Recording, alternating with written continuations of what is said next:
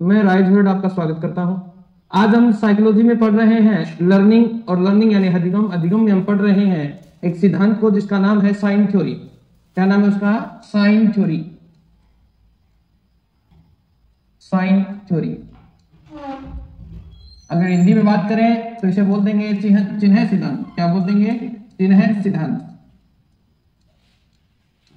Sign theory या चिन्ह सिद्धांत बात करते हैं इसकी, ठीक है।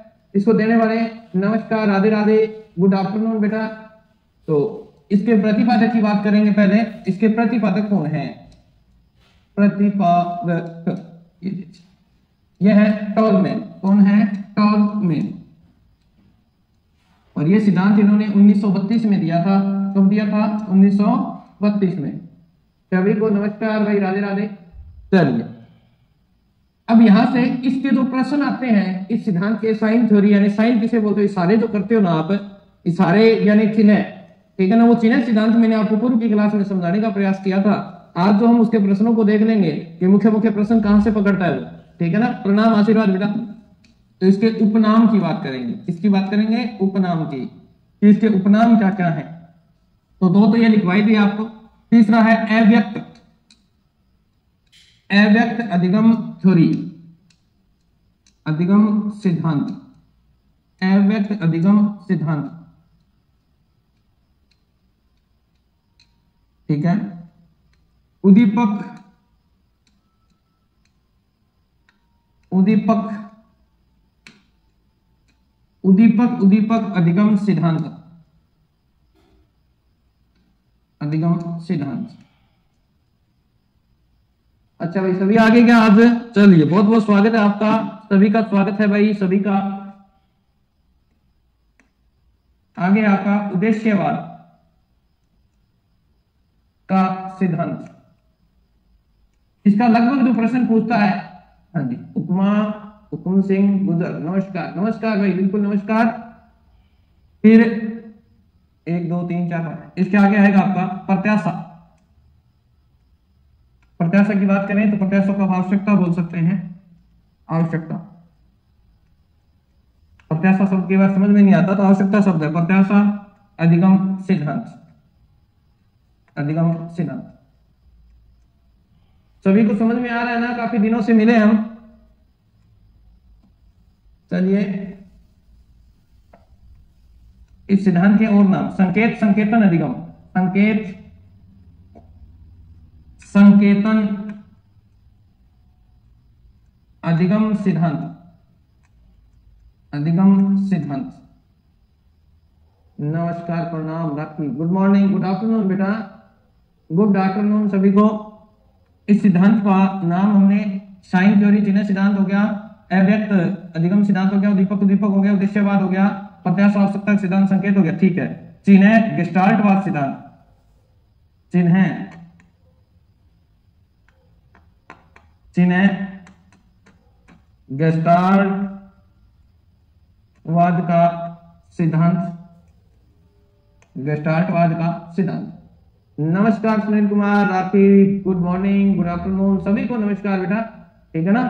और अगर बात करें, यही लिख देता हूं मैं, न्यूनतम,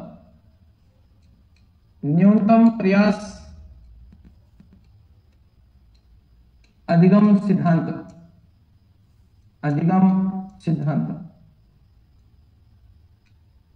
तो मुख्य मुख्य सिद्धांत की बात है। वैसे तो देखिए, जितनी बार पेपर में आएगा इसका अलग ही नाम आएगा, परंतु ये ध्यान रखना वहां पे आपको इंग्लिश वर्ड जो है वो साइन थ्योरी मिलेगी, उसी को याद रखना है आपको, ठीक है ना। साइन थ्योरी मिलेगी।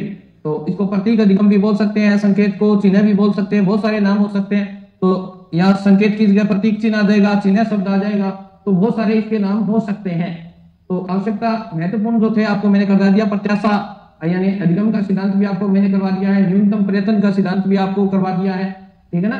तो ये मुख्य मुख्य नाम है इनके। अब ये क्या सिद्धांत है वो समझ लेंगे हम, इसको समझने का प्रयास करेंगे कि ये सिद्धांत है क्या। अगर बात करें मूलतः, तो टोलमैन व्यवहारवादी थे। वैसे देखें तो मूलतः व्यवहारवादी थे। इस सिद्धांत की अगर बात करें, ये सिद्धांत मैं आपको समझा देता हूं। अगर आपने उतार लिया होगा सभी ने, ये उपनाम आपने उतार लिए हैं, तो इस सिद्धांत को समझा देता हूं क्या था,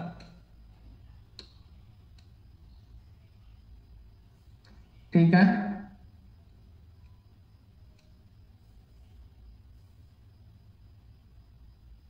ऐसा आपने खूब एंजॉय किया होगा। ऐसे पहली से आती थी अखबार में, यानी एक चूहा होता था, उसको रास्ते तक पहुंचाना होता था। यानी इसने जो प्रयोग किया है, आपकी ध्यान रखना, मैं एनसीईआरटी का करवा रहा हूं। ये जो प्रयोग किया गया इन्होंने चूहों पर किया है। किस पे किया है? चूहों पर किया है। कई किताबें लिखती है बंदर पे किया है, तो वो बिल्कुल गलत है। एनसीईआरटी में देखें तो एनसीईआरटी जो चीजें कहती है वो हम मानेंगे। एनसीईआरटी में चूहों पर प्रयोग किया गया। तो इस तरह की एक भूल भुलैया थी, ठीक है ना? क्या थी? भूल भुलैया थी। अब इस पे इसने चूहों पर प्रयोग किया। कितने दिन किया है भाई? इसने 17 दिन प्रयोग किया है। कितने दिन है? 17 दिन। देखते हैं कैसे प्रयोग किया। इसने समूह बनाए हैं। समूह 1, समूह 2 और समूह 3।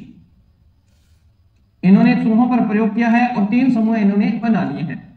देखिए कैसे इन्होंने क्या किया। इस भूल भुलैया, इसे टी भूल भुलैया बोल देंगे। टी भूल भुलैया, भूल भुलैया, भूलैया मेज, टी भूल भुलैया मेज।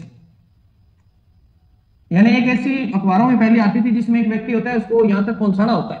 तो इस तरफ इन्होंने क्या छोड़ा? चूहा छोड़ा है। क्या छोड़ा है? चूहा छोड़ा है। और इस भूल भुलैया से उसे पार करना है। अब इन्होंने क्या किया? इस समूह को, पहले वाले समूह को क्या दे दिया इन्होंने दिया है पुनर्बलन। क्या दिया है? पुनर्बलन। समझाने का प्रयास कर रहा हूं, समझ लीजिए इसको। पुनर्बलन यानी यहां इसे भोजन दिया गया है। क्या दिया गया है? पहले समूह को इन्होंने यहां से छोड़ा और इस चूहे ने यहां से प्रवेश किया और यहां से होता होता ये जा रहा है, यहां पहुंच रहा है। यहां पहुंचने के बाद उसे क्या दिया जा रहा है? भोजन, अर्थात पुनर्बलन दिया जा रहा है। समझ में आई बात? अब हम देखते हैं 2 नंबर। 2 नंबर समूह को इन्होंने कुछ भी नहीं दिया है, कुछ पुनर्बलन नहीं दिया। यानी 2 नंबर जो समूह था उसको यहां से छोड़ा चूहे ने, यहां करते करते और यहां तक पहुंच गया और उसे कुछ भी नहीं मिला। 3 नंबर जो समूह था इसे 10वें दिन, कौन से दिन है? 10वें दिन। 10वें दिन पुनर्बलन के रूप में यहां क्या दिया गया? भोजन दिया गया। क्या दिया गया? भोजन दिया गया। अब जो इन चूहों ने सीखा, तो कहते हैं कि जो सीखने की मात्रा थी ना तो इनमें अधिक थी ना इनमें अधिक थी, सबसे ज्यादा मात्रा थी वो इनमें अधिक थी। कहने का भाव यह है कि टोलमैन ने सिद्ध किया कि अगर पुनर्बलन उचित समय पे दिया जाए, अगर पहले ही बता दिया जाएगा कि बाधा पार करने के बाद आपको पुनर्बलन मिलेगा, तो वो पुनर्बलन किसी काम का नहीं होता, क्रिया में उसमें उत्साहिता नहीं रहती। अगर पुनर्बलन को अचानक दिया जाए अर्थात लक्ष्य प्राप्त करने के बाद अचानक उत्पन्न किया जाए, तो वो कार्य को बड़ी दुगनी गति से करते हैं। उन्हें ये रहता है कि हमें पुनर्बलन यानी कभी पुरस्कार, तो बच्चे को लगातार अगर आप पुनर्बलन दे रहे हैं, ये कार्य करोगे तो आपको ये मिलेगा, तो बच्चे में पढ़ने की रुचि क्या होती है? वो कम हो जाती है। टोलमैन ने कहा कि पुनर्बलन कभी कभी दिया जाना चाहिए। जैसे इस ग्रुप को उन्होंने 10वें दिन दिया। अब इन जो चूहों ने यहां तक पहुंचने में जिसका प्रयोग किया था, इन्होंने इस रास्ते को सीख लिया था। अर्थात अगर बात करें तो यहां संज्ञानात्मक की बात कर रहा है। ये किसकी बात कर रहा है? कि संज्ञानात्मक रूप से इस रास्ते का दिमाग में उनके चित्र बन गया था, इन्होंने चिन्ह बना लिया था। और जैसे इन्हें पुनर्बलन मिला तो उनके कार्य करने की जो गति थी वो क्या हो गई? तीव्र हो गई। समझ में आई बात? दोबारा समझा देता हूं। एक भूल भुलैया ली, जटिल भूल भुलैया मेज कहते हैं, ठीक है। अब प्रयोग किस पे किया है? चूहों पे। कितने दिन? 17 दिन। इन्होंने 3 समूह बनाए। पहले को इन्होंने पुनर्बलन दिया, यानी यहां से निकलते ही यहां उसको भोजन के रूप में कुछ न कुछ दे दिया। दूसरे समूह को इन्होंने कुछ भी नहीं दिया, तो इनके कार्य करने की गति क्या थी? बिल्कुल ढीली रैली सी थी।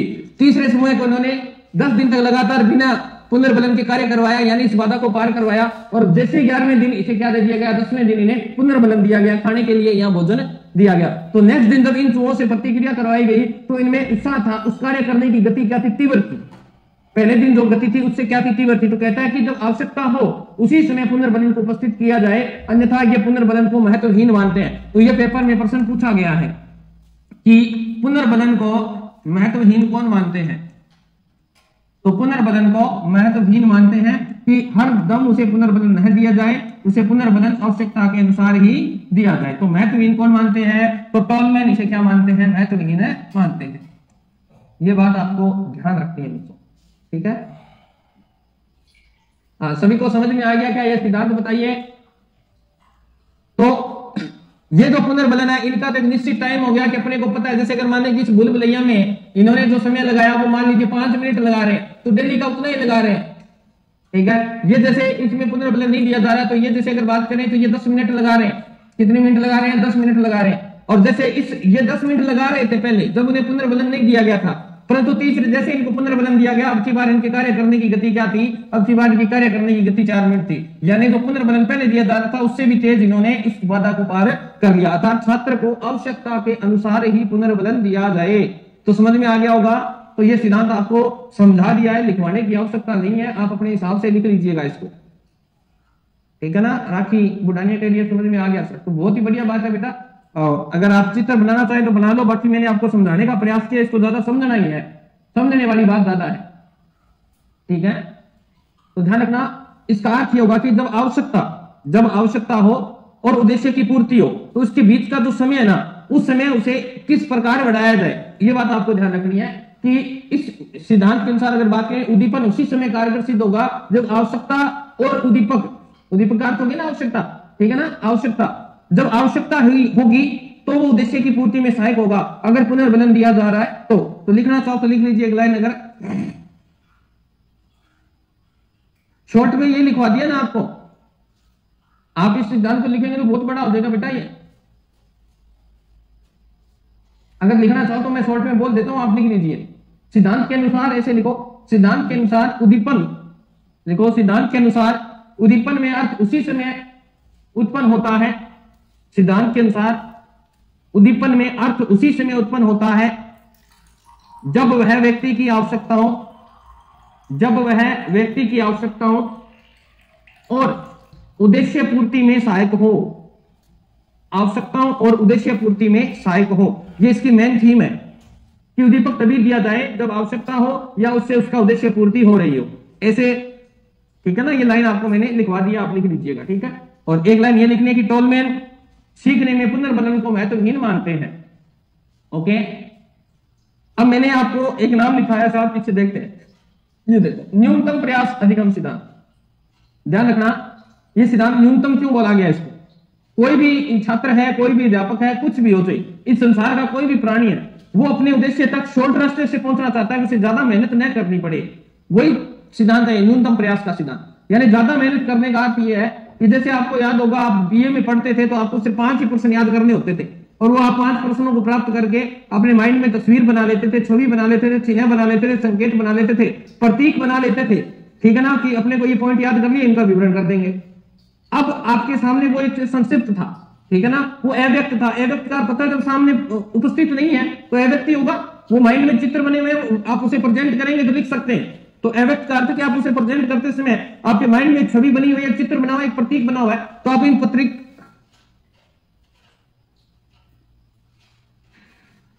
आपकी बड़ी समस्या, आप समझते क्यों नहीं पता नहीं, मैं तो एक समझ में नहीं आती। अब यानी प्रतीक बन जाता है, माइंड में छवि बन जाती है, उस छवि का जब आप दूसरे पर प्रभाव डालेंगे तो कब डालेंगे, जब परिस्थिति उत्पन्न होगी, जब आवश्यकता होगी तभी। जैसे आपने वो 5 प्रश्न याद किए थे बीए में, वो आपका कौन सा था, न्यूनतम प्रयास था, और आप सफलता प्राप्त करना चाहते, परंतु रीट है। अब रीट में आप वैसे याद कर सकते हो क्या, पॉइंटों से नहीं याद कर सकते, तो यानी यहां आपको अधिकतम प्रयास करना पड़ेगा।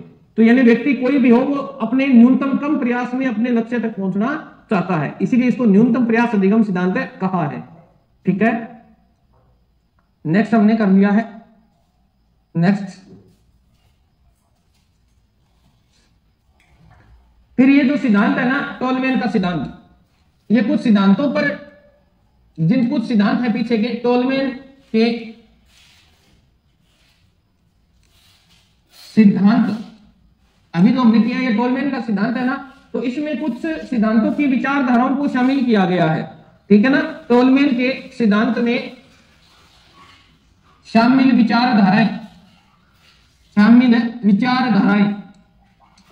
विचारधारा यानी इन्होंने किस किस सिद्धांत को इस सिद्धांत में इंक्लूड किया है। तो सबसे पहले अगर देखें तो सबसे पहले उद्दीपक की बात कर रहा है ना, तो सबसे पहले अगर देखें तो वाटसन का व्यवहारवादी सिद्धांत, क्योंकि खुद ये क्या थे, व्यवहारवादी विचारधारा, व्यवहारवादी। तो पहली कौन सी हो जाएगी, व्यवहारवादी विचारधारा किसकी है, ये वाटसन की है, तो ये खुद व्यवहारवादी है। तो ध्यान रखना, इस विचारधारा को इन्होंने इंक्लूड किया है अपने सिद्धांत में, चिन्ह सिद्धांत में, तो कौन हो जाएगा, वाटसन, ठीक है। तो टोलमैन के सिद्धांत में आप लिखते गए ना, ठीक है। फिर आएंगे आपकी गत्यात्मक मनोविज्ञान कह दो, तो विचारधारा कह दो, एक ही बात है, मनोविज्ञान। और गत्यात्मक मनोविज्ञान किसकी है भाई, ये वुडवर्थ की है, किसकी है, वुडवर्थ की। इस विचारधारा को भी इन्होंने शामिल किया है, ओके, ये आपको पूछ सकता है। नंबर 3 हार्मिक मनोविज्ञान, ये किसकी है, ये मूल प्रवृत्तियां किसकी थी, उन्हीं की है, हार्मिक मनोविज्ञान, यानी प्रत्येक मूल प्रवृत्ति के साथ एक संवेग जुड़ा होता है। ये बात किसने कही थी? मैकडूगल। किसने कही थी? मैकडूगल की। भाई किसकी है ये? मैकडूगल की, हार्मिक मनोविज्ञान। ठीक है। फिर नेक्स्ट अगर बात करें तो मनोविश्लेषणवाद, मनोविश्लेषणवाद ये किसका है? तो ध्यान रखना, मनोविश्लेषणवाद जो संप्रदाय इसकी विचारधारा भी है, तो ये किसका है? ये सिगमंड फ्रॉइड का है। किसका है भाई? Sigmund Freud. ओके। और फिर है गेस्टाल्टवाद। गेस्टाल्ट चिन्ह है गेस्टाल्टवाद का सिद्धांत, मैंने आपको बोला था। तो गेस्टाल्टवाद की विचारधारा भी इसमें, इसमें कौन कौन है? देखो, इसमें वर्दिमर है, कोहलर है और कोफका है। ओके।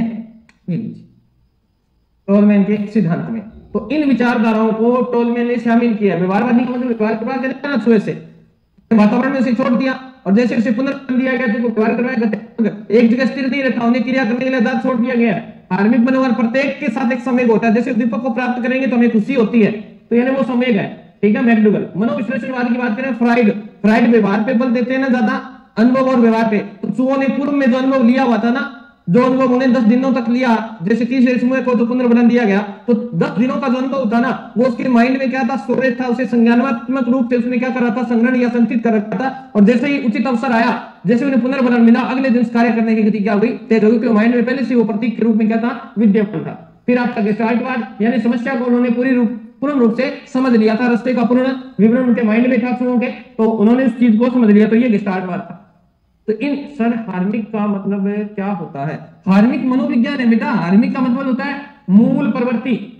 अगर मेन बात करें, हार्मिक की बात करें तो मैकडूगल किससे जुड़े हैं? मूल प्रवृत्तियों से जुड़े हैं। तो ये कहता है कि कोई भी कार्य करता है उसके साथ एक संवेग विकसित होता है ना? मूल प्रवृत्ति। हार्मिक मनोविज्ञान नाम ही हार्मिक है, यानी हार्मोन्स ऐसे याद कर सकते हो ना आप। इसको याद करने की ट्रिक याद कर लीजिए। हार्मोन्स क्या होते हैं? हमारे अंदर स्रावित होते हैं, प्रेम, प्यार, क्रोध, वात्सल्य, है ना, घृणा, नफरत, गलानी, आमोद, प्रमोद, ये 10 चीजें है ना, ये संवेग के रूप में है, ये हमारे अंदर विकसित होती है। हाँ जी निकिता बेटा, सही हो गया क्या?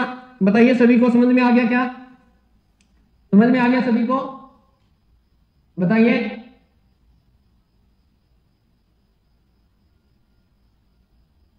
बताइए। चलिए नेक्स्ट मैं आगे करवा रहा हूं आपको। समझ में आ गया ये सिद्धांत आपको? अब इस सिद्धांत के कुछ वर्ड है बेटा, वो आपको पूछता है, कुछ वर्ड पूछता है आपको। तो हम लिख लेते हैं टोलमैन की शब्दावली। यहां से पेपर में आपके प्रश्न पूछता है शब्दावली, टोलमैन की शब्दावली। ठीक है। तो नंबर 1 की बात करें, यहां वो सबसे पहले आपको पूछेगा कैथेक्स। ये कैथेक्स शब्द को मनोविज्ञान से किसने जोड़ा है? तो आपको पूछ सकता है, तो उसका उत्तर आपका क्या होना चाहिए? टोलमैन होना चाहिए। कैथेक्स होता क्या है? कैथेक्स होता क्या है? तो देखिए, ये होता है चालक। अभी बताऊंगा आपको। चालक व लक्ष्य, 2 चीजें होती है बेटा। चालक यानी, आप मान लीजिए, मैं एग्जांपल दे रहा हूं, इधर आपको एग्जांपल से समझा रहा हूं। जैसे आपको भूख लगी है, ठीक है ना, आपको भूख लगी है और आपको भोजन मिलेगा तो आपकी भूख क्या हो जाएगी? शांत हो जाएगी। अब इन दोनों में देख लीजिए, जो भूख है ना, ये आपका क्या है? चालक है। आपको कार्य करने के लिए कौन प्रेरित कर रहा है? ये ड्राइव कर रहा है, इसको ड्राइव बोलते हैं, ठीक है ना। और भूख आपकी क्या है? आवश्यकता है, यानी भूख आपका क्या हो जाएगा? लक्ष्य हो जाएगा। सॉरी, भोजन क्या हो जाएगा? आपकी लक्ष्य हो जाएगा। ये लीजिए, तो समझ में आ गया ना। जैसे आप अभी तैयारी कर रहे हो, आपको नीड है, ठीक है ना, तो ध्यान रखना, ये जब विवरण टॉपिक आएगा तो अच्छी तरह से क्लियर करेंगे, परंतु यहां इतना समझाना इनफ है, आपको याद रह जाएगा ये। तो चालक व लक्ष्य है,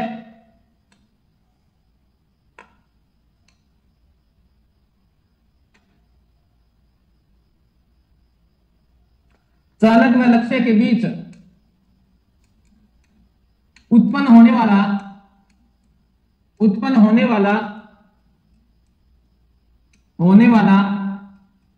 सकारात्मक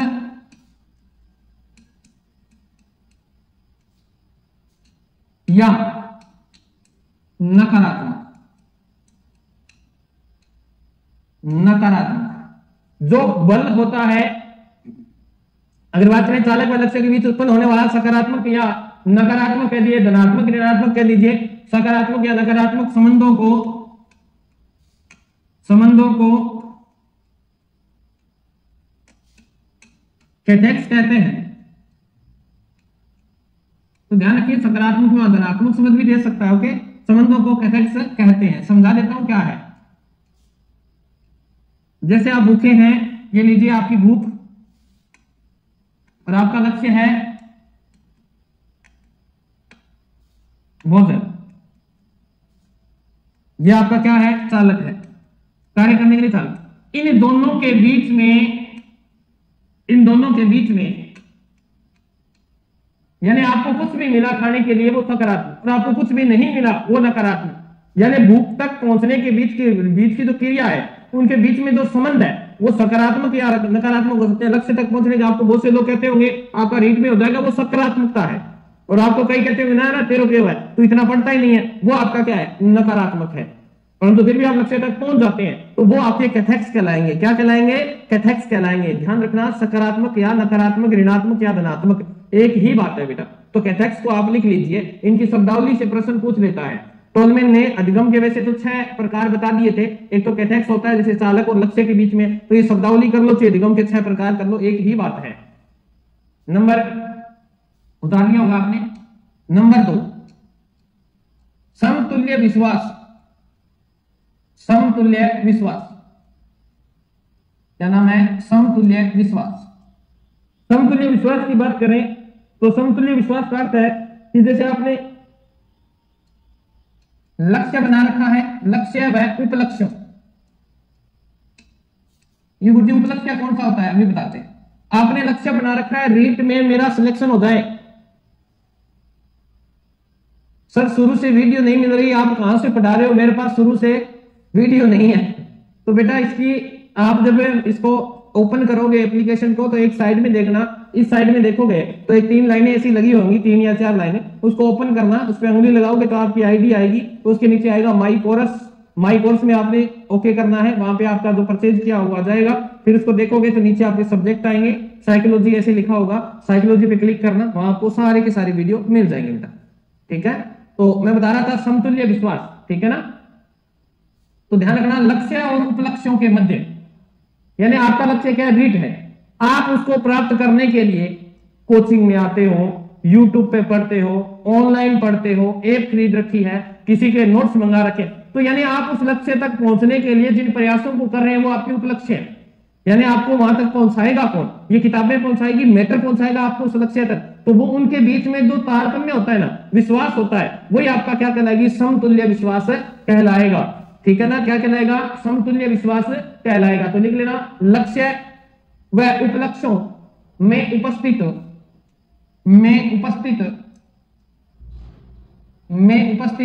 संबंधित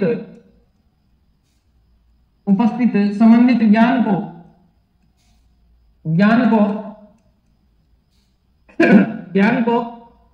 समतुल्य विश्वास कहा जाता है। एग्जाम्पल मैंने आपको बता दिया है।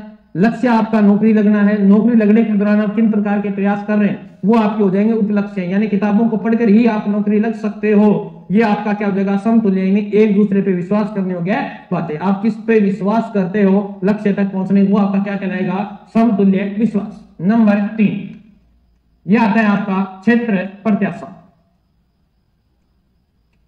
क्या है, क्षेत्र प्रत्याशा।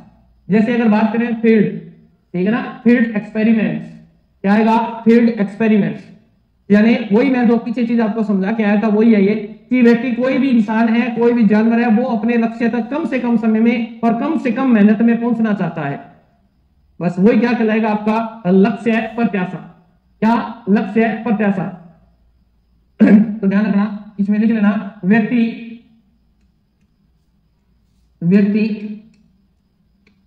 कम से कम प्रयास में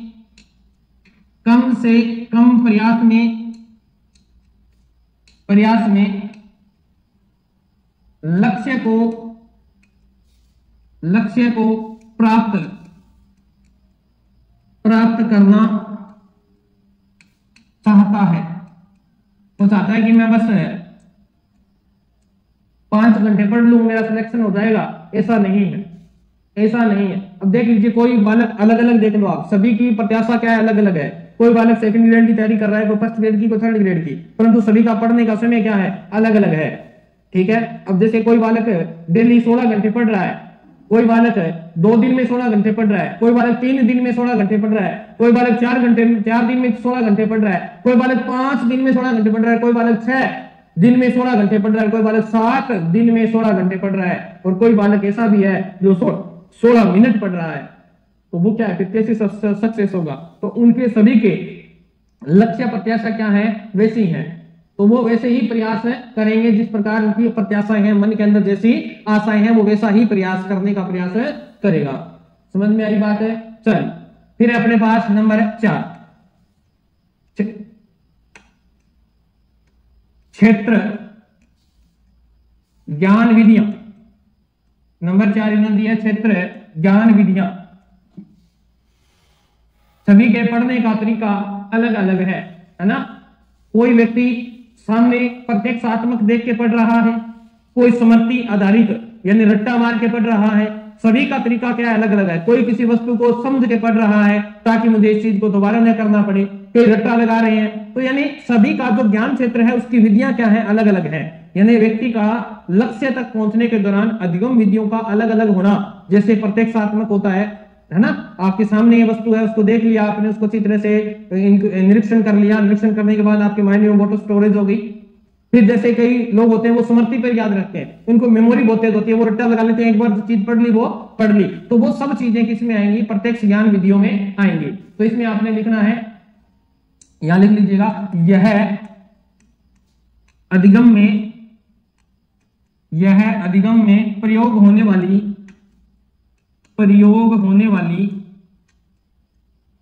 वाली जटिल मानसिक प्रक्रिया है, जटिल मानसिक प्रक्रिया है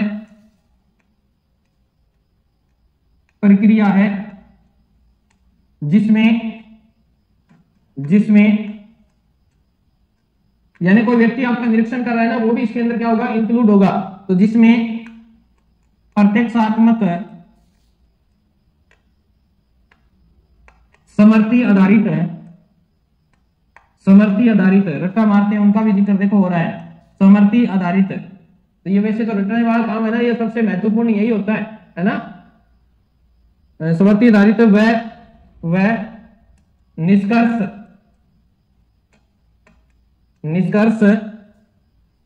आपको आज भी रट्टा जो आपने लगाया था वो आज भी आपको याद है। निष्कर्ष, वो निष्कर्ष दिख रहा है ना, निष्कर्ष हो गया ना, सही कर देता हूं।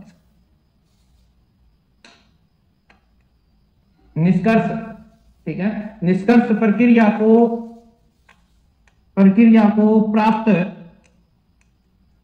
प्राप्त करने में जो क्या करते हैं, सहयोग करते हैं ना। करने में जो क्या करते हैं, सहयोग करते हैं। करने की योग्यता का प्रतिनिधित्व या सहयोग करते हैं। प्रतिनिधित्व,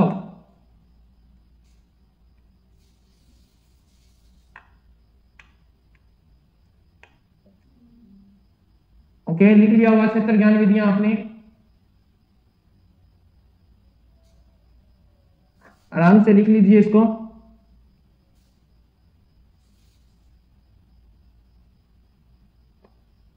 चलिए नेक्स्ट पांचवा है आपका चालक विभेदात्मकता। चालक है विभेदात्मकता, ठीक है ना, ये है चालक है विभेदात्मकता। यानी यहां बालक क्या करता है, वस्तुओं में, यानी इसके सामने दो चालक हैं, दोनों में भेद करना सीख जाएगा। उसे भूख भी लगी है, प्यास भी लगी है, उसे पता है भूख मेरी खाने से शांत होगी, प्यास मेरी पीने से शांत होगी। तो यहाँ बालक क्या करता है, यहाँ चालक विधेयता ऐसा अधिगम है जिसमें प्राणी विभिन्न, यहाँ लिखना चाहो तो लिख लो, इसमें प्राणी विभिन्न चालकों में विभेद करना सीख जाता है। विभिन्न चालकों में भेद करना सीख जाता है। भेद करना सीख जाता है।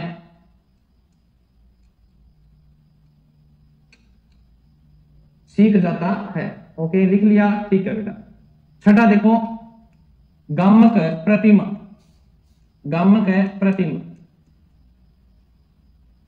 गामक है प्रतिमा। तो गामक प्रतिमा क्या होती है? गामक का मतलब होता है आपके कार्य करने की गति।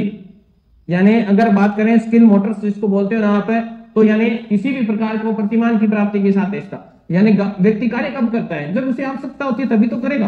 अगर आवश्यकता नहीं है भोजन की तो वो सारे दिन सोए रहेगा, क्यों कार्य करेगा? तो गामक प्रतिमा का अर्थ है कि जब व्यक्ति को कार्य करने की आवश्यकता होगी, किसी वस्तु की आवश्यकता है, तो वो कार्य करना प्रारंभ कर देगा। तो इसमें लिखना है इसका संबंध प्रस्तुत है, इसका संबंध प्रस्तुत है प्रतिमा, प्रस्तुत है स्थिति में किसी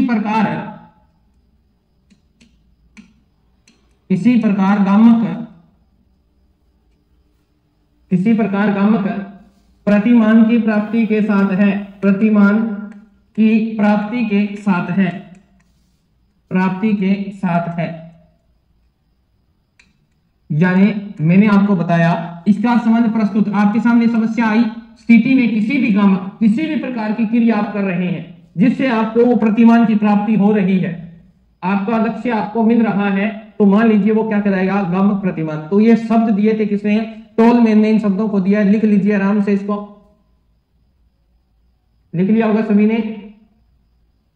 तो ये अपना सिद्धांत था, कौन सा? ये आराम से उतार लीजिए इसको, फिर मैं आपको आगे इसकी एक दो बातें और सीधा सिखा देता हूं। इसकी मुख्य बातें क्या क्या हैं, उतार लो तो बता देना भाई मेरे को।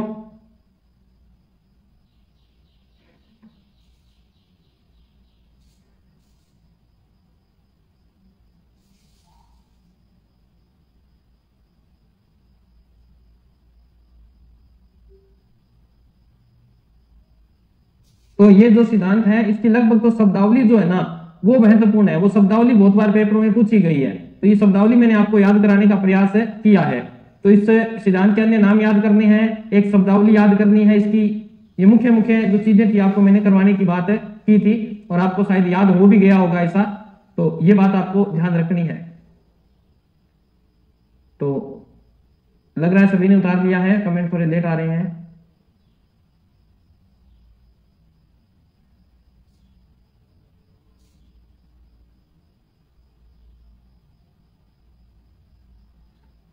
अच्छा, लिख लिया, कर लिया नोट, ठीक कर लिया। तो इस सिद्धांत की अब हम पढ़ेंगे विशेषता। क्या पढ़ेंगे? विशेषता। दो चार विशेषताएं हैं वो देख लीजिए। ये सिद्धांत काम कहां आता है बेटा? तो इस सिद्धांत की विशेषता है, ठीक है। तो इस पे ध्यान, पहला तो है इस सिद्धांत के अनुसार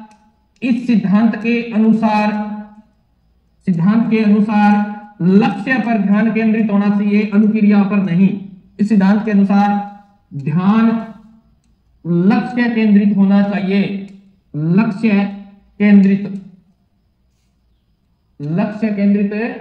होना चाहिए, अनुक्रिया केंद्रित नहीं कि कार्य किस ढंग से कर रहा है ये नहीं। आपको लक्ष्य प्राप्त हो गया उस पर ध्यान ज्यादा देना है, अनुक्रिया पर नहीं। ये बात आपको ध्यान रखनी है। आपने बीए पास की है, ये ज्यादा वैलिड है। किस प्रकार की है वो कोई वैलिड नहीं है। 5 प्रश्नों को पढ़ के की है या जिन्होंने सारी किताबें पढ़ के की है वो वैलिड नहीं रखता। आपने बीए पास की है, ये बात ज्यादा वैलिड रखती है, ठीक है। नंबर 1। नंबर 2, व्यक्ति उन्हीं चिन्हों या प्रतीकों, ठीक है, को समझता है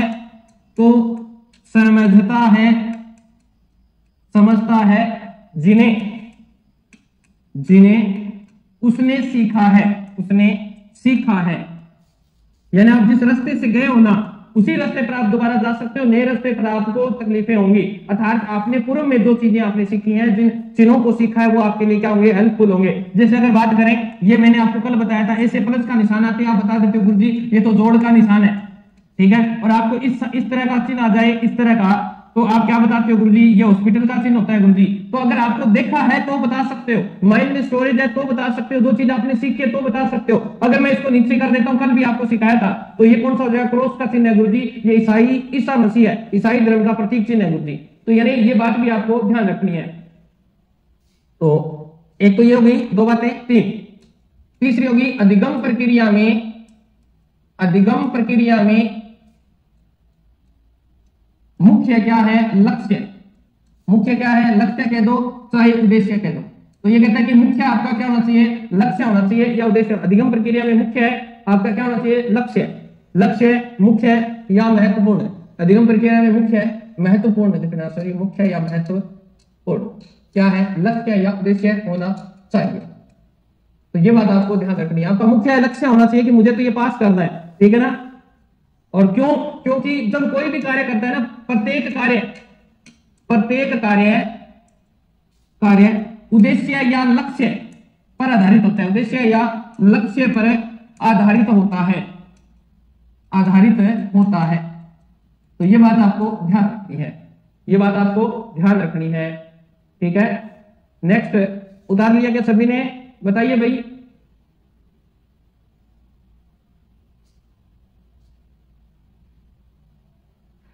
ठीक है, 5वां, यह सिद्धांत विशुद्ध व्यवहार पर, विशुद्ध कौन सा होता है, यानी सिर्फ लक्ष्य पर डाइवर्ट और कहीं नहीं करना है, विशुद्ध व्यवहार पर क्या देता है, बल देता है, विशुद्ध व्यवहार पर है बल देता है।